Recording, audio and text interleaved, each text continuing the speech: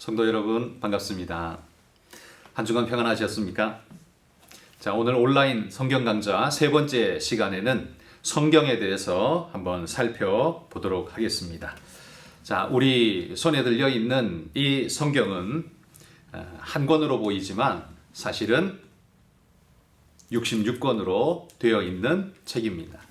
지금이야 재지술, 재본술이 뛰어나기 때문에 이 모든 걸 압축시켜서 한 권으로 만들 수 있지만 고대에는 그러기가 불가능했습니다. 종이도 발견되지 않은 상황이기 때문에 그 당시에는 파피루스라는 이집트의 나일강 유역에서 자라는 긴 풀들인데 2m에서 긴 거는 3, 4m까지도 자라는 이 긴 풀들인데 이 풀들을 잘라서 한 일정 길이 30cm 정도 되는 걸 잘라서 이어 붙이고 또 겹으로 붙이고 해서 이걸 두드려서 쫙 넓게 펴니다. 그러면 나무에서 진액이 나와서 그들이 서로 들러붙어서 하나의 종이처럼 만들어지게 되는 거죠.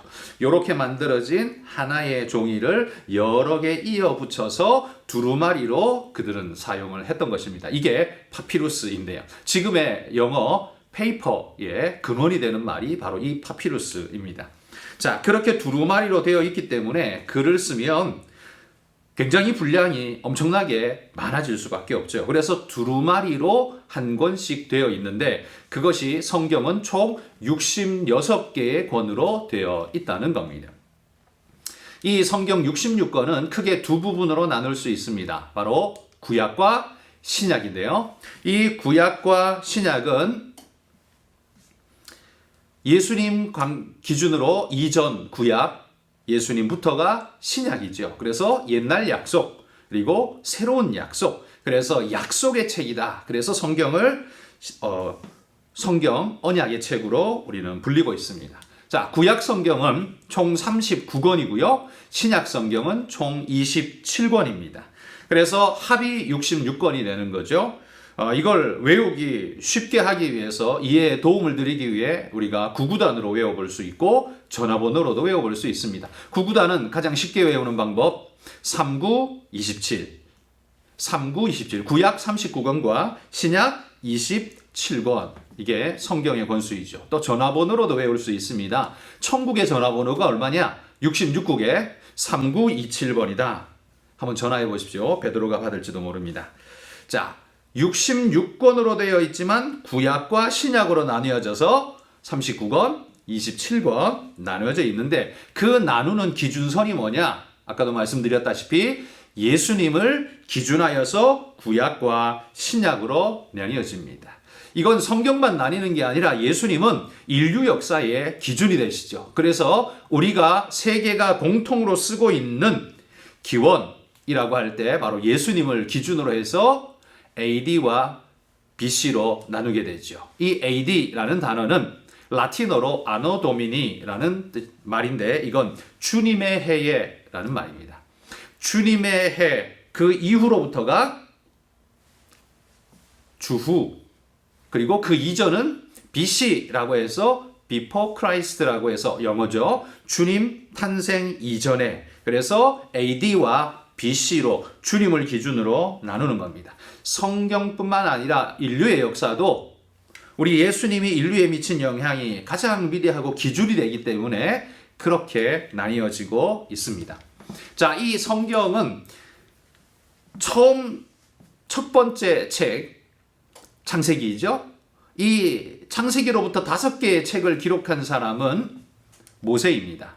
창세기, 출애굽기, 레위기, 민수기, 신명기. 그래서 우리가 이 5권을 통칭해서 뭐라고 부르냐면 모세오경이라고 부릅니다.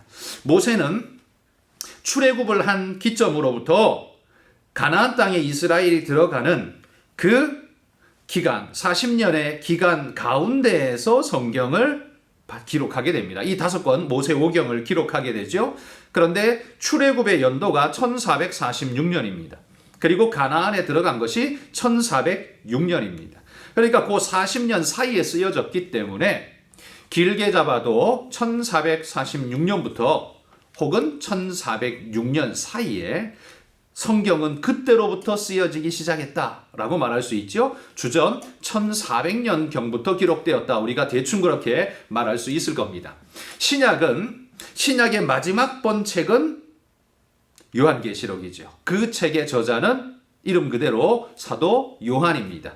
요한이 이 책을 기록할 때는 AD 주후 95년경에 성경을 기록했다. 그렇게 학자들은 이해를 하고 있습니다. 자, 그러므로 성경은 구약 모세가 기록한 때로부터 신약 사도 요한이 마지막 계시록을 기록할 때까지 BC 1400년부터 AD 100년까지 합이 얼마 가립니까? 1500년 동안 쓰인 책이 성경입니다. 그런데 이 성경을 직접 손으로 모세처럼 기록한 사람들, 기록자들이 있죠. 그냥 일명 우리는 그냥 저자라고 부르는데 사실 엄밀히 말하면 저자는 아니죠. 기록자라고 말할 수 있는데 이 기록자가 모세로부터 시작해서 성경 66권의 기록자는 약 40여 명의 사람들이 성경을 기록했다. 그렇게 우리는 대략 생각을 합니다. 구체적으로는 약 한 36명 정도 되지 않을까 이렇게 추론을 하죠. 그냥 쉽게 우리는 40명으로 이야기를 해보겠습니다. 자, 그러면 성경이 1500년 동안 40명의 사람들에 의해서 기록된 책이라면 이 책은 말 그대로 사람이 기록했으니까 이 책을 사람의 책이라고 말하는 게 옳지 않느냐? 우리는 이렇게 말할 수 있습니다. 그러나 성경은 사람의 책이라고 불릴 수가 없는 책이죠. 비록 기록자가 사람이라 할지라도 그들이 기록했다고 해서 그들의 생각, 그들의 아이디어, 그들이 전하고자 하는 메시지라고 말할 수 없다는 거예요. 예를 들어 봅시다. 조선시대 세종대왕께서 지방의 수령에게 명을 전하실 때 본인이 직접 말 타고 가서 야, 이거 해. 이렇게 하지 않습니다. 팔도에 왕이 그렇게 쫓아다닌다면 왕은 수명이 몇 년 못 지나서 아마 죽고 말 겁니다. 그 많은 팔도를 다스리며 수령 곳곳들을 다스리며 직접 말을 할 수 없죠. 그래서 그 말을 대신 전해주는 자들이 있죠. 서신의 기록에서 그걸 전달함으로써 그 왕이 보낸 서신은 왕의 말, 왕 그 자체로 받아들이고 그들은 무릎을 꿇고서 왕의 서신을 받게 되는 겁니다. 그죠? 그런데 그 왕의 말을 받아 써서 기록하는 사람들이 있습니다. 왕의 비서관이라 할 수 있는 승정원이 그런 일을 하죠. 그곳에서 왕의 이야기를 하나하나 기록을 합니다. 자, 서신을 기록했습니다. 그러면 이게 왕의 글이라는 보장을 뭐로 합니까? 어인을 찍어보내겠죠. 왕의 도장. 어인을 딱 찍어보내면 왕의 도장이 찍히는 순간 이건 누가 썼습니까? 쓰기는 비서관이 썼습니다. 그런데 받는 사람은 그걸 무릎 꿇고 앉아서 전하하면서 받습니다. 왜요? 그건 비서관의 글이 아니라 임금의 글이기 때문이죠. 임금이 보낸 글로 임금으로 맞이하는 것이 당연합니다. 성경도 마찬가지입니다. 사람들의 손을 거쳐서 쓰여지기는 했지만 그 성경의 내용, 그 성경에 전하고자 하는 바는 하나님의 메시지이기 때문에 그래서 인간 저자를 우리가 40여 명 된다고 말하지만 하나님의 기록하신 글이다. 그래서 사람의 책이라고 하지 않고 하나님의 글이라고 우리는 그 성경을 인정하는 것입니다. 자, 그러니 이 성경은 분명코 하나님의 말씀입니다. 1500년 동안 40명의 사람들이 글을 썼는데 우리 손에 들려있는 이 성경처럼 여러분 처음부터 끝까지가 하나의 주제로 일관되게 흐트러짐 없이 여러분 이 글을 써낼 수 있는 사람이 누가 있을까요? 여러분 이게 가능하려면 1500년을 살아야지만 자기가 이 책을 처음부터 끝까지 주제에 맞게끔 비틀어짐 없이 꾸준하게 관리할 수 있을 겁니다. 1500년을 살 수 있는 사람이 있습니까? 없죠. 뿐만 아니라 40명이 받아 기록을 했다고 했습니다. 그러면 이 40명의 사람들을 컨트롤해서 어긋나지 않도록 한 주제로 일관되게 하나님의 그 아이디어로 흘러갈 수 있게끔 컨트롤할 수 있는 40명을 컨트롤할 수 있는 분이어야만 이 성경을 이렇게 하나로 1500년 동안 쓰여진 이 40여 명이 쓴 책을 하나로 만들 수 있다는 겁니다. 여러분, 박경리 씨가 쓴 장편 소설 토지가 있지요. 이 토지는 25년 동안 쓰여진 대단한 글입니다. 그러나 여러분, 25년은 한 인간이 통제할 수 있는 시간입니다. 자기 생전에 25년이 포함되어 있기 때문에 가능하지요. 그리고 저자도 자기 혼자이기 때문에 이 모든 아이디어가 흐트러짐 없이 하나로 일맥 흘러갈 수 있게 할 수 있는 컨트롤이 가능합니다. 그런데 1500년이라면 이건 인간의 능력을 벗어나지요.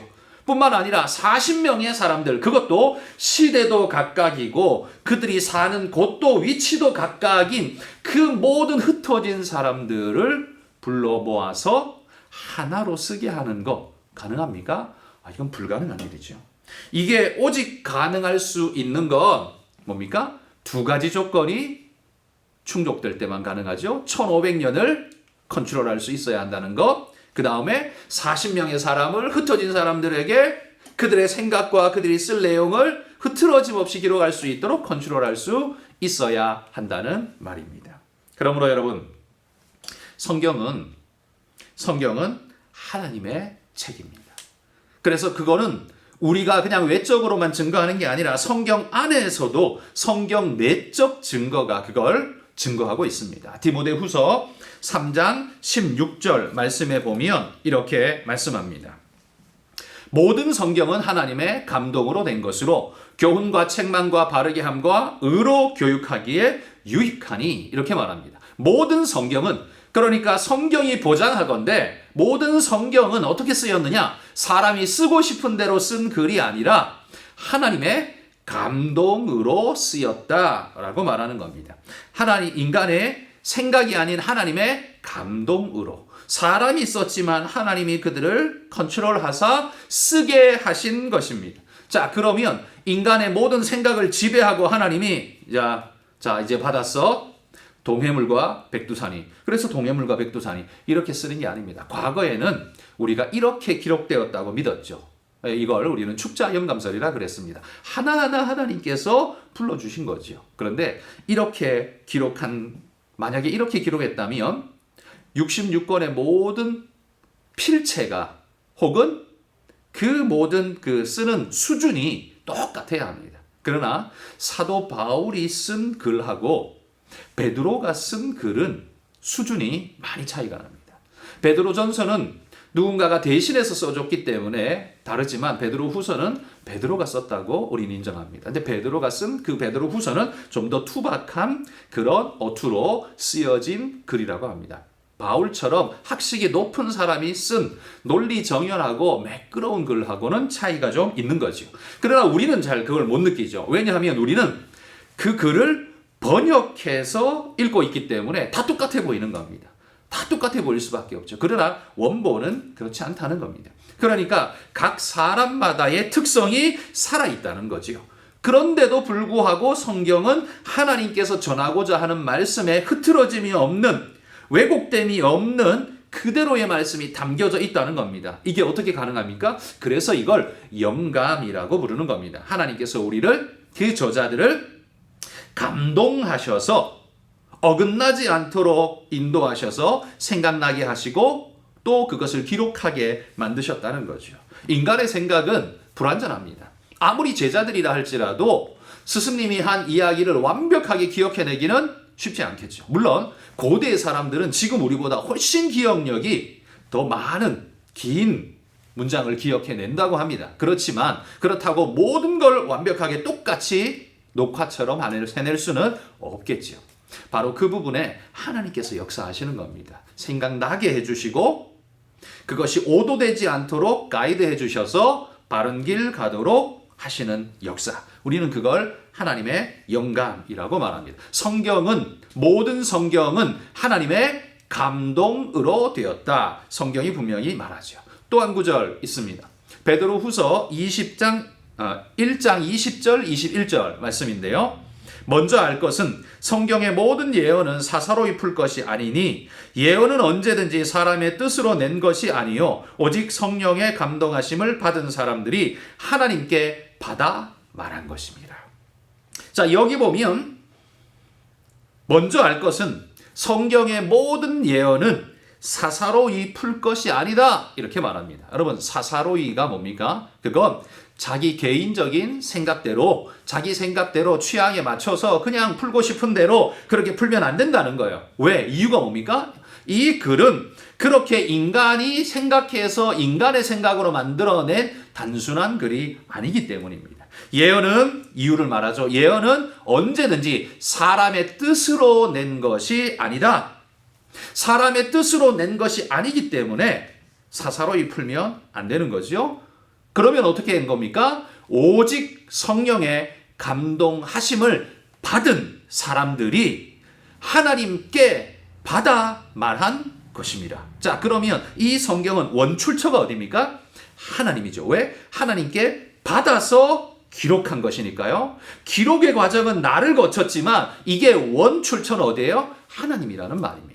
그런데 이 사람이 이 하나님의 말씀을 왜곡되게 하지 못하도록 하기 위해서 하나님이 성령의 감동이라는, 영감이라는 특별한 하나님의 보호하심을 통해서 기록하게 하셨다라는 말이죠.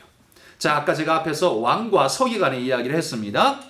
서기관이 붓을 들고 직접 썼지만 그 글을 이야기하신 분은 누구예요? 왕이죠. 그러기에 신하가 그 서신을 받을 때에는 왕의 글로 받지 서기관의 글로 받지 않는다는 말입니다. 그러므로 이 성경은 40여 명의 사람들이 기록했지만 하나님께서 말씀하셨고 하나님께서 영감하여서 기록하게 한 글이기 때문에 이 성경은 하나님의 책이라는 겁니다. 그러므로 성경의 진정한 저자는 하나님입니다. 인간은 뭐라고 할까요? 거기 쓰인 40명은 우리가 그냥 통상 일반적으로는 저자라는 표현을 쓰지만 사실은 저자가 아니죠. 대필자라고 말해야 아마 정확할 것입니다. 자, 이게 성경입니다. 하나님의 영감된 책, 하나님의 책, 이게 바로 성경이라는 겁니다. 자, 그러면 이 성경에 쓰여 있는 내용들은 그러면 어떻습니까? 이 내용의 측면에서도 하나님께서 어떻게 우리에게 영감해서 이걸 이끌고 가시는가? 자, 성경은요, 창세기에 보면 창세기에 하나님이 에덴 동산에 우주와 만물을 창조하시고 에덴 동산을 두셔서 거기 인간을 창조해 두셨습니다.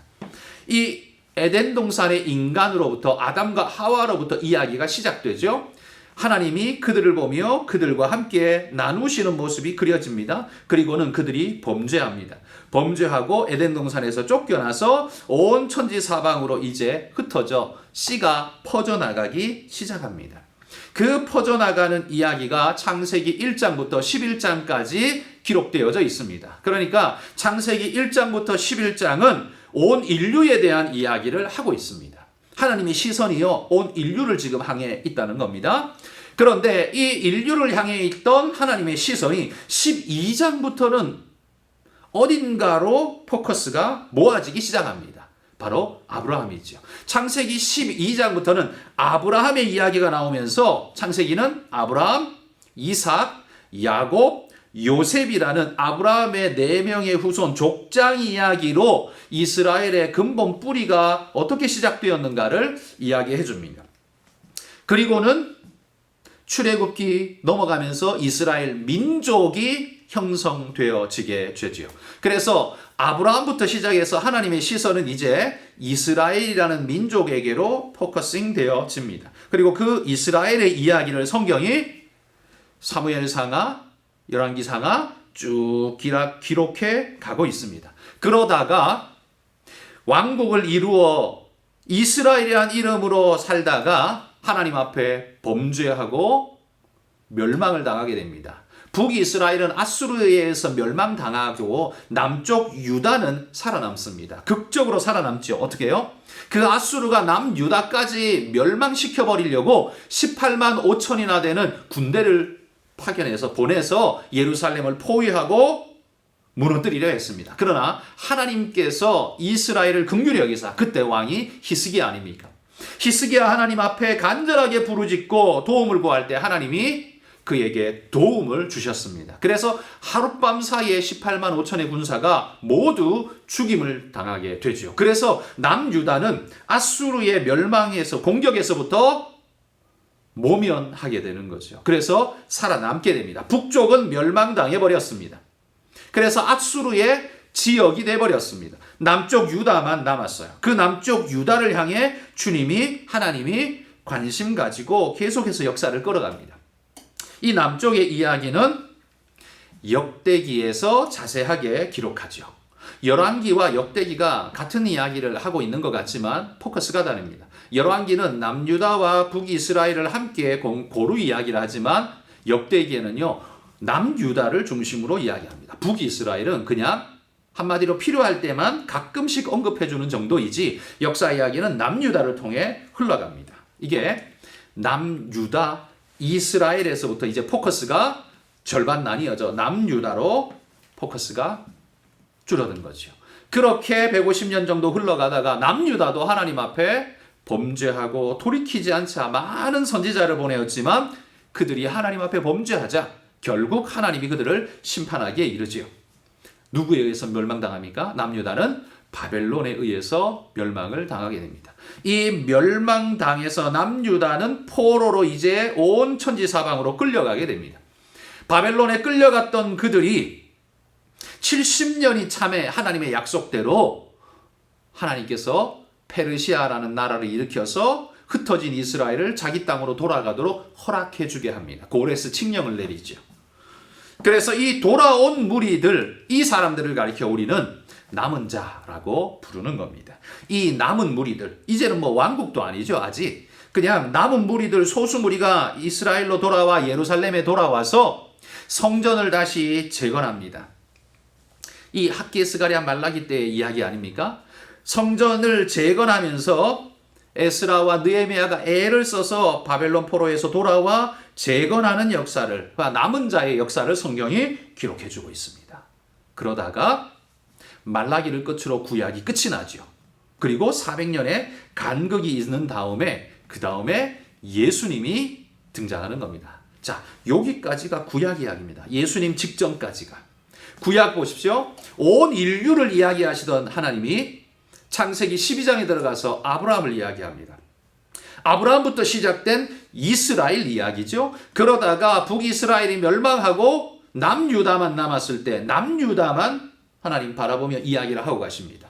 그러다가 남유다도 멸망했습니다. 포로로 끌려갔습니다. 70년 후에 이 백성들이 포로에서 돌아와 성전을 건축하고 다시 회복하려고 몸부림을 합니다. 그게 바로 남은 자들이라는 거죠. 그 남은 자들, 그들 속에서 예수님이 탄생하게 됩니다. 그러면서 신약이 시작되는 거죠. 자, 온 인류에서 이스라엘로, 이스라엘에서 남유다로, 유다에서 남은 자로, 남은 자에서 예수님으로. 자, 그리고 신약은 예수님부터 시작합니다. 12 제자들을 가르쳐서 주님이 말씀을 전하고 가르치죠. 이게 사복음서에 나오는 이야기들 아닙니까? 이 12 제자들을 통해 말씀을 가르치고 주님은 십자가 지고 부활하신 이후에 승천하시고 이 12 제자가 나가서 복음을 전하여서 교회를 형성하게 됩니다. 이 만들어진 교회를 우리는 초대교회라고 부르죠. 처음의 교회, 이 초대교회가 복음을 열심히 전합니다. 사도행전에 나오지 않습니까? 사도행전에 복음을 열심히 전해서 3,000명씩 구원받는 놀라운 폭발적인 역사가 일어납니다. 그러다가 하나님이 이 사울이라는 자를 불러다가 그를 기름 부어 세우고 온 세계로 파송하죠. 바울 아닙니까? 이 바울이 온 세계로 흩어져서 복음을 전하면서 온 세계 열방의 교회가 생겨나기 시작합니다. 이게 열방교회이죠. 이렇게 온 열방의 교회가 세워져서 지금까지 우리에게 이어져 오고 있는 겁니다. 그리고 그 복음은 이제는 온 인류에게로 뻗어나가서 모든 인류의 이야기가 되어집니다. 특별히 계시록에 보면 이스라엘을 이야기하지 않고요. 구원받은 무리들이라고 해서 민족과 나라 상관없이 예수 믿는 모든 온 인류의 백성들을 이야기하고 있습니다. 자, 그러니 보십시오. 성경이 끌고 가는 이 시선을 잘 따라가 보십시오. 처음에 하나님이 온 인류를 이야기했습니다. 11장까지 창세기. 그러다가 이스라엘로 아브라함부터 좁혀졌습니다. 그리고 북이스라엘 멸망하고 남유다로 좁혀졌습니다.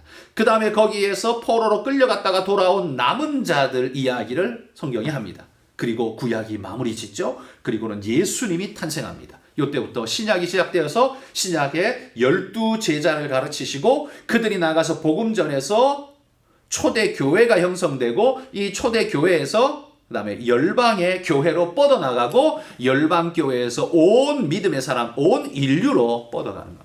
자, 하나님의 시선을 주목해 보십시오. 온 인류에서부터 결국은 온 인류까지가 하나님의 관심사라는 말입니다. 하나님은 이스라엘이라는 한 나라만 관심 가지고 있는 게 아닙니다. 그런데 성경 왜 예수님에게로 자꾸만 좁혀져서 이스라엘에게 집중되어져 오느냐? 그건 예수님을 이야기하기 위해서는 온 인류를 다 말할 수 없기 때문에 예수님의 근본 뿌리되는 아브라함부터 해서 이스라엘로 하나님의 포커스가 좁혀져 오는 겁니다. 그리고 예수님이 딱 오셔서 구원의 역사를 이루신 이후에는 더 이상 이스라엘을 이야기할 필요가 없습니다. 놀랍게도요, 예수님 돌아가신 이후에 AD 70년에 이스라엘은 멸망당하죠. 성전은 파괴되어지죠. 성전도 없어지고 제사장들 다 흩어지고 이제는 이스라엘의 나라는 그런 종교적인 모습으로 옛날 구약으로 완전히 회복 불가능합니다. 왜? 성전도 없죠. 언약궤 없습니다. 그 성전을 잘 섬길 대제사장의 계보도 잃어버렸습니다. 누가 대제사장? 아론의 후손인지 이제 알지 못하는 거죠. 자, 그렇기 때문에 하나님이 싹 지워버렸어요. 그리고는 왜요? 온 인류가 예수님으로 인해 구원받은 온 인류가 이스라엘이다. 이거지요. 이게 바로 성경이 쭉 끌고 가는 하나님의 맥인 것입니다. 성경은 중동에 붙어있는 한 나라 이스라엘에 대해 이야기하는 이스라엘의 역사책이 절대 아닙니다. 이스라엘을 잠시 언급할 뿐입니다. 왜? 그 이스라엘을 마치 전령처럼 하나님이 우리에게 보내셔서 그 가운데 예수 그리스도가 나게 하기 위해서까지만 필요한 존재들이었어요. 그 이후에는 모든 열방의 민족과 교회들과 그냥 똑같은 하나의 민족일 뿐입니다. 특별하게 생각할 필요가 없습니다. 이제는 바로 이 이스라엘, 예수 믿는 우리 모든 사람들이 다 영적 이스라엘이 된 것이고 하나님의 관심사는 모든 백성이 구원 얻기에 이르기를 원하신다. 성경이 그렇게 말씀하는 것입니다. 자, 그러면 성경에는 많은 여러 가지 이야기들이 들어있는데 왜 이 성경을 가리켜 예수님의 책이라고 부르는가? 사실 신약은요, 예수님 이야기로 쭉 채워져 있지 않습니까? 사복음서야 전부 예수님 말씀이고 사도행전부터는 그 예수님이 하신 말씀을 가지고 전파한 제자들의 이야기이기 때문에 신약 전체는 예수님의 이야기다 이렇게 말할 수 있는 것 같아요. 그런데 구약은 예수님이라고 한마디도 하지 않는데 어떻게 구약을 예수님의 책이라고 말할 수 있는가? 이 성경을 예수님의 책이라고 전체 말하는 건 좀 과한 것 아닌가? 여러분 이런 생각하실 수 있을 겁니다. 그러나 누가복음 24장 27절에 보면 성경이 분명히 이렇게 말합니다. 이에 모세와 모든 선지자의 글로 시작하여 모든 성경에 쓴 바 자기에 관한 것을 자세히 설명하시니라. 예수님이 부활하시고 엠마오 도상에 길 떠나는 제자들을 만나서 이야기 나눌 때 그 이야기입니다. 그들에게 뭘 말씀하셨냐 하면 모세와 모든 선지자의 글로 시작하여 모든 성경을 이야기하셨다는 거예요. 자, 여기 모세와 모든 선지자의 글 뭘까요? 모세의 글 아까 제가 몇 권이라 그랬어요? 5권. 창세기, 출애굽기, 레위기, 민수기, 신명기, 모세의 오경 이게 모세의 글이에요. 그리고 그 다음 여호수아부터 구약 전체는 선지자의 글이라고 통칭되는 겁니다. 그러니까 모세와 선지자들이 쓴 글 이거 뭐냐? 전부 구약을 말하는 거예요. 아직 예수님께서 부활해 계신 지금 그 상태까지는 신약이 아직 쓰여지지 않은 때예요. 그러니 여기 모든 성경이란 건 구약을 이야기해요. 그러면 신약은 예수님의 글 아니고 성경 아닌가? 아니죠. 예수님이 직접 말씀하시고 직접 쓰게 하셨기 때문에 예수님 말씀 성경이죠. 명확하게 예수님 글이잖아요. 근데 구약도 예수님의 글이라는 거예요. 어떻게? 여기 보면 모세와 모든 선지자의 글로 시작하여 모든 성경에 쓴 바 누구에 관한 것을? 자기에 관한 것을 자세히 설명하시니라. 이 말씀은 뭐냐 하면 모세와 선지자들이 쓴 그 모든 글들은 누구에 대해서 쓰고 있는 거라고요? 자기, 예수님에 대해서 쓰고 있는 거라는 거지요. 그러니 구약에 예수님의 이름을 한 번도 부르지 않은데도 불구하고 구약 성경은 전부 누구에 관한 글이다? 예수님에 대한 이야기다. 그분이 오실 것이다. 그분이 어린 양으로 오실 것이다. 그분이 우리를 대속하실 것이다. 라는 이야기로 가득한 글이 그게 바로 성경이라는 말이에요. 자, 또 한 구절 24장 44절입니다. 또 이르시되 내가 너희와 함께 있을 때에 너희에게 말한 바 곧 모세의 율법과 선지자의 글과 시편의 나를 가리켜 기록된 모든 것이 이루어져야 하리라 한 말이 이것이라. 이렇게 이야기합니다. 모세의 율법과, 이건 모세오경이죠. 선지자의 글과, 선지자들이 쓴 선지서입니다. 그리고 이번에는 시편을 구분했습니다. 이 시가서를 말해요. 시가서. 그래서 모세의 율법, 선지서, 시가서, 요거는 구약 전체를 말하는 거거든요. 그 전체가 뭐예요? 나를 가르쳐 기록된 모든 것이라고 지금 말하고 있는 겁니다. 그러니 보십시오. 성경은 전체가 다 예수님 이야기를 하고 있다는 겁니다.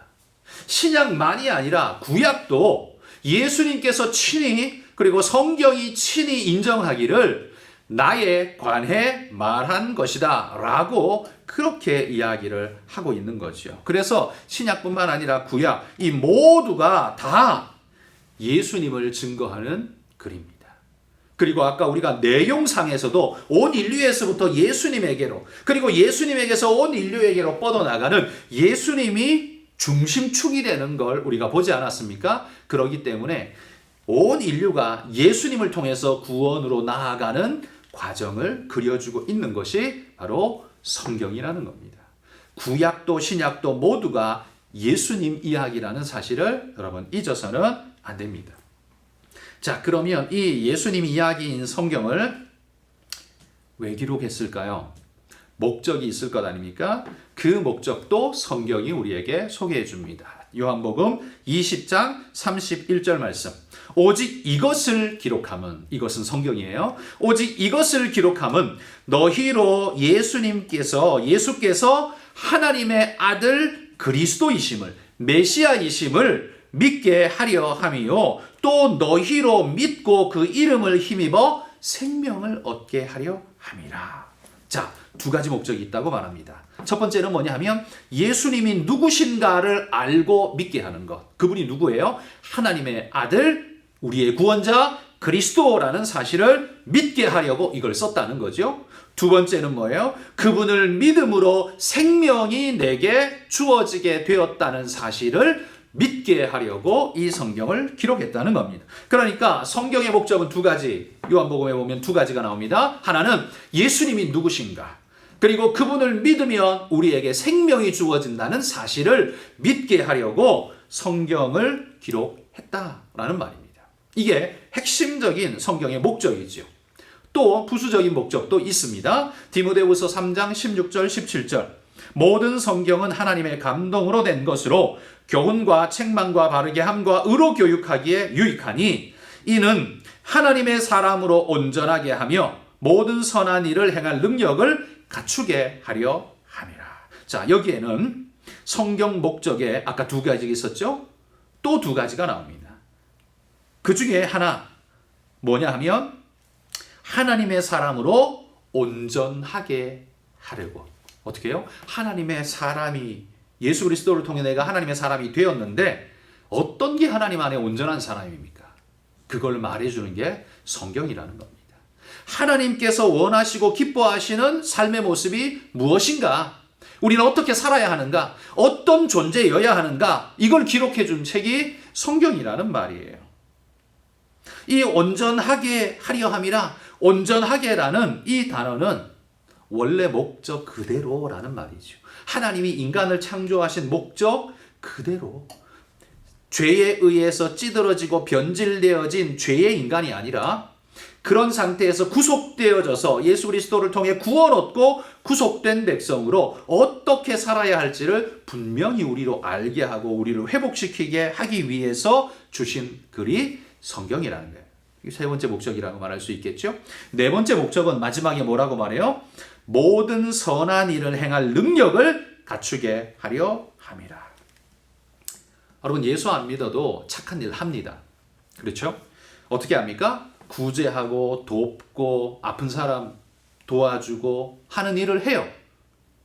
그렇지만 이 모든 선한 일이 그냥 도덕적 수준에서 끝나는 게 아니라 본질적으로 그것이 우리의 본질이 되게 하시는 건 우리가 누구인가를 깨닫고 하나님이 무엇을 원하시는가를 깨달을 때 우리는 진정코 온전한 선한 일을 할 수 있는 자가 되는 겁니다. 도덕적 동기에서는 내 의지 발동하는 경우에만 착한 일을 합니다.